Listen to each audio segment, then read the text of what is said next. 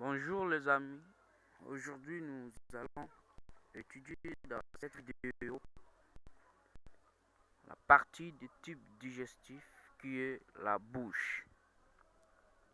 Nous étudierons la bouche et ses dépendances. Elle s'ouvre en avant par la cavité buccale et se ferme en arrière par deux replis musculo-membranés. C'est qu'on parle de l'œuvre supérieure et inférieure. Elle est latéralement bordée par des joues et contient un plancher buccal sur lequel repose la langue. En haut, il présente son plafond, c'est qu'on parle de voûte de palais. Nous avons deux sortes de palais. Palais antérieur dur qui sert d'espace dur contre laquelle la langue mâche les aliments. Et la palais postérieur mou qui sert d'espace mou très mobile permettant la déglutition. Les arcades dentaires divisent la bouche en deux parties.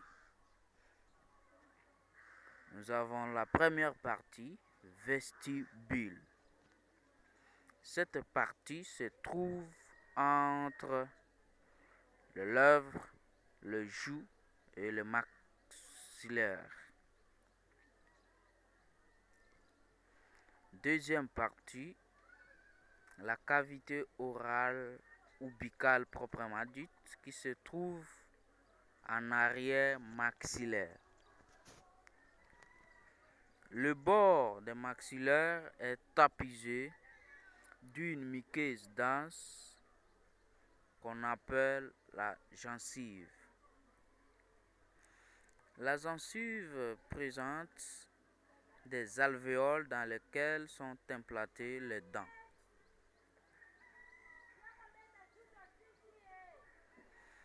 Le dent est un organe de la nature dermo-épidermique. Elle présente trois parties.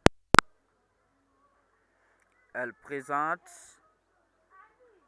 la racine qui est implantée dans les alvéoles.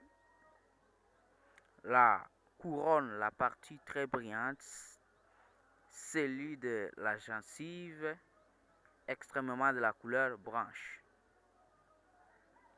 Et collet, partie intermédiaire qui unit la couronne à la racine. Et vous devez saisir qu'il présente aussi des glandes salivaires qui sont au nombre de 3. Glande parotide qui se trouve dans la joue, déverse ses sécrétions dans la bouche par le canal des sténons. C'est la plus grande glande. Deuxième glande, c'est la glande sous-maxillaire. La glande sous-maxillaire se trouve dans l'arc formé par maxillaire inférieur. Déverse ses sécrétions dans la bouche par canal des Wharton.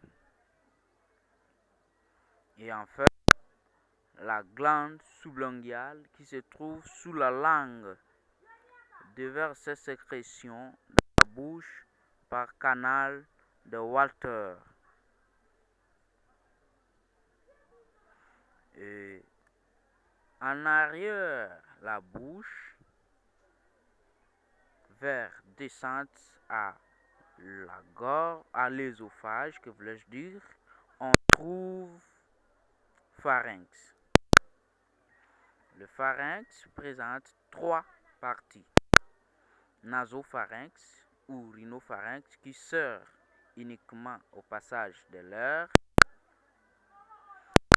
Oropharynx ou buccopharynx qui intercarrefoue ou s'intercroise l'air et les aliments. Et enfin, hypopharynx ou pharynx laryngé qui sert uniquement au passage de bol alimentaire lors de déglutition. Lors de déglutition,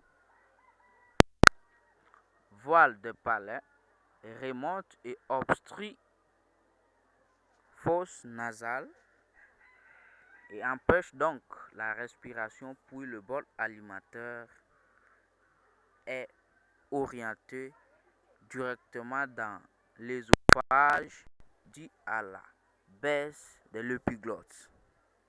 Contrairement à la respiration, d'où l'épiglotte se baisse